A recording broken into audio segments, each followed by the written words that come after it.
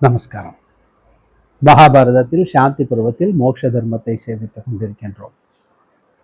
இன்று நாம் சேவிக்கும் இந்த அத்தியாயத்தில் யாக்ஞவல்கியர் விஸ்வவாசு கேள்விகளுக்கு தாம் விடையளித்ததை ஜனகருக்கு சொல்லியதுதான் சேவிக்கின்றோம். யாக்ஞவல்கியர் தொடர்கிறார்.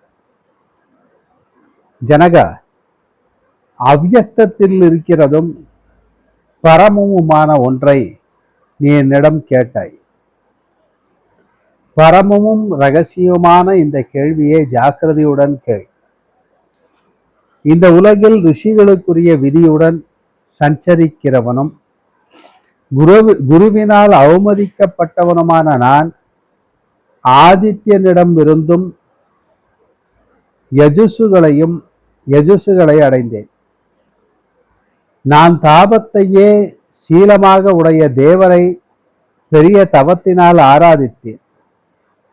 அப்பொழுது பிரீத்தி அடைந்தவரும் பிரபுவுமான சூரியர் என்னை பார்த்து, உனக்கு எது இஷ்டமோ அந்த வரத்தை கேள். நான் அடைய மிகவும் அரிதாய் இருப்பினும் அதனை உனக்கு பிரியத்துடன் கொடுப்பேன். என்னுடைய அருள் அடைய மிக அரியது என்று சொன்னார். தவிக்க செய்பவர் சிறந்த அவரை நான் தலையாலே வணங்கி இதற்கு முன் ஒருவராலும் உபயோகிக்கப்படாத யஜசுகளை விரைவில் அறிய விரும்புகின்றேன் என்று சொன்னேன். பிறகு அந்த பகவான் என்னை பார்த்து, உனக்கு அப்படியே கொடுப்பேன். இப்பொழுது சரஸ்வதியானவள் சப்த ரூபத்துடன் உன்னையே சரீரத்தில் புகுவாள் என்று சொன்னார். பிறகு என்னை பார்த்து பகவானான அவர், உன் வாயை திற என்று சொன்னார். அப்பொழுது திறக்கப்பட்ட என்னுடைய வாயில் சரஸ்வதியானவள் புகுந்தாள். அதனால் எரிக்கப்படுகிறவனான நான் மகாத்மாவான ஆதித்யரை அறியாமையினாலும் அவருடைய தாபத்தை பொறாமையினாலும் உடனே ஜலத்திலே விழுந்தேன். பிறகு சூரிய பகவான் எரிக்கப்படுகிறவனான என்னை பார்த்து, ஒரு முகூர்த்தம் தாபத்தை பொறுத்து கொண்டிரு, பிறகு குளிர்ந்து விடும் என்று சொன்னார். குளிர்ச்சி அடைந்தவனான என்னை பார்த்து விட்டு சூரிய பகவான், உனக்கு மந்திரங்களுடன் கூடியதும் உபனிஷத்துகளுடன் கூடியதுமான வேதமானது தோன்றும். சதபதம் என்கின்ற பிராமணம் முழுமையும் வெளியிடப் போகிறாய். அதன் முடிவில் உன்னுடைய புத்தியானது மோட்சத்தை நாடப்போகிறது. சாங்கியர்களாலும் யோகிகளாலும் விரும்பப்பட்டதும் உனக்கு இஷ்டமானதுமான அந்த பிரம்ம பதத்தை அடையவும் போகிறாய் என்று சொன்னார். இவ்வளவு சொல்லிவிட்டு பகவானான அவர் அஸ்தமனத்தை அடைந்தார். தேவரான ஆதித்யர் சென்ற பிறகு நான் அவருடைய வார்த்தையை கேட்டு வீட்டுக்கு வந்து சந்தோஷத்துடன் சரஸ்வதியை தியானித்தேன்.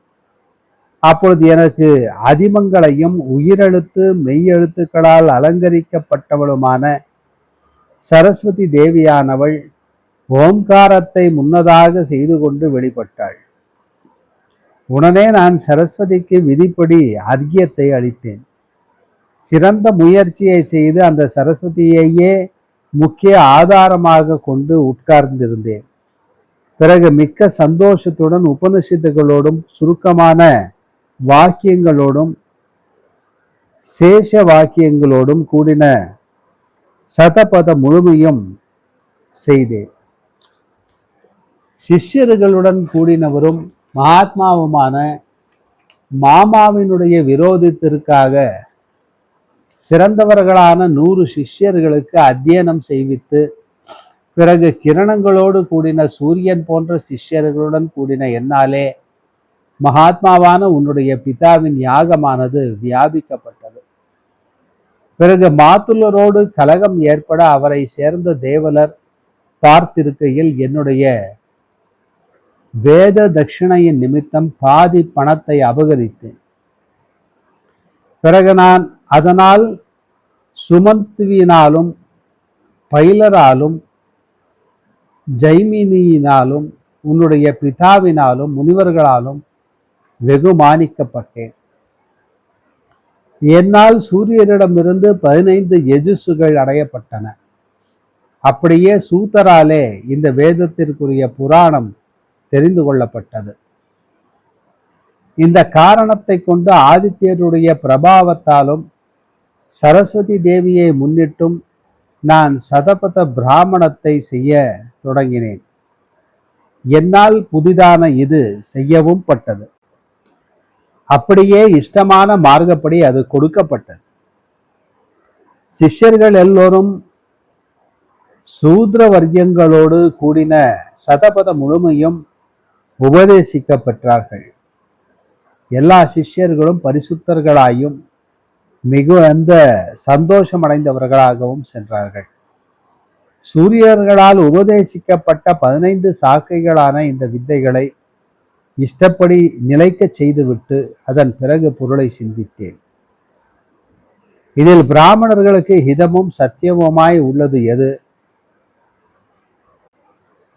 மேலான பொருளும் எது என்று சிந்தித்துக் கொண்டிருக்கும் பொழுது வேதாந்த ஞானத்தில் வல்லவனான விஸ்வவாசு என்கிற கந்தர்வன் அவ்விடம் வந்து என்னை பார்த்து வேதத்தை சேர்ந்த 24 கேள்விகளை கேட்டார்.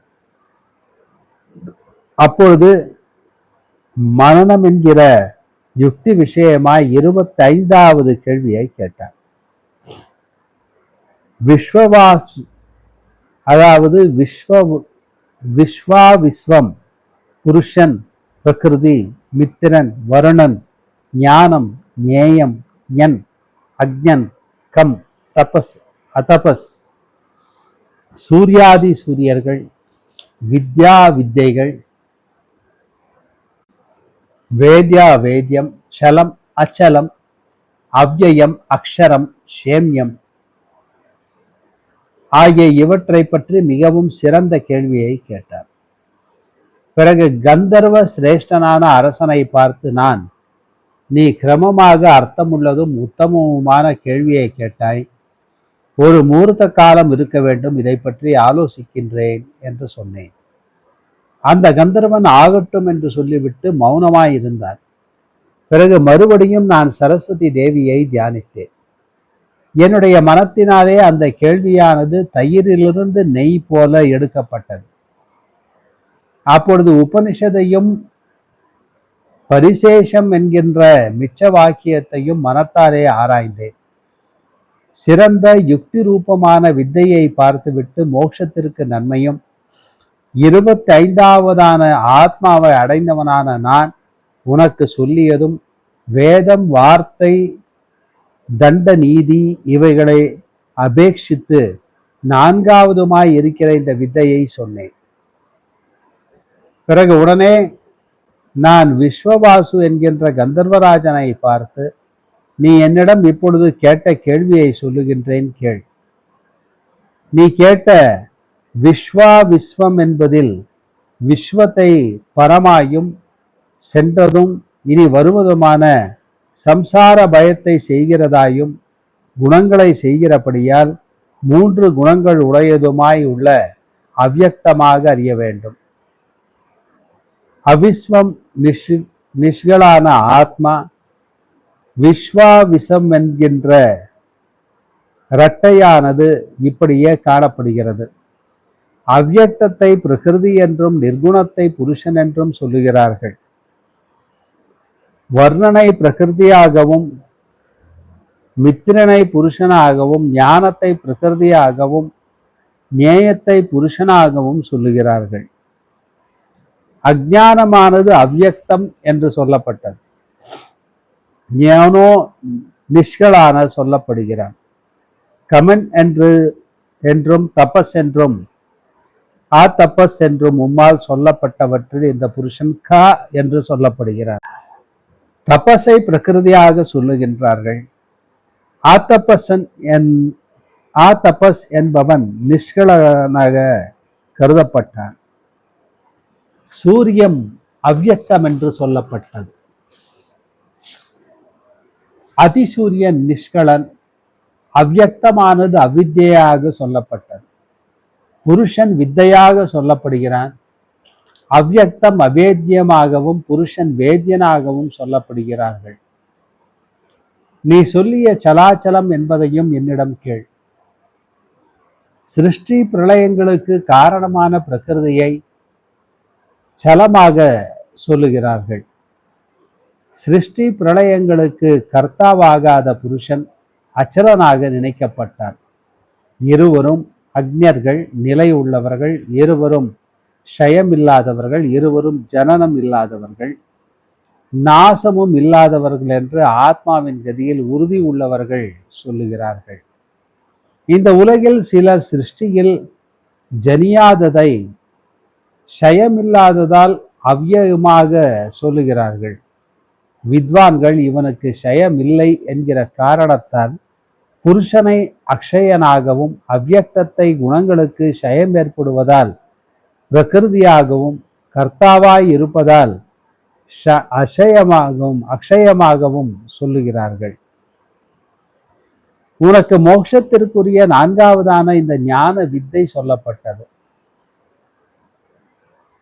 வேதவாதிகள் எல்லோரும் கர்மாவினாலே வித்தையோடு கூட தன்னை தேடி நித்தியமான கர்மத்தில் ஒரே திருஷ்டி உடையவர்களாக நினைக்கப்படுகிறார்கள்.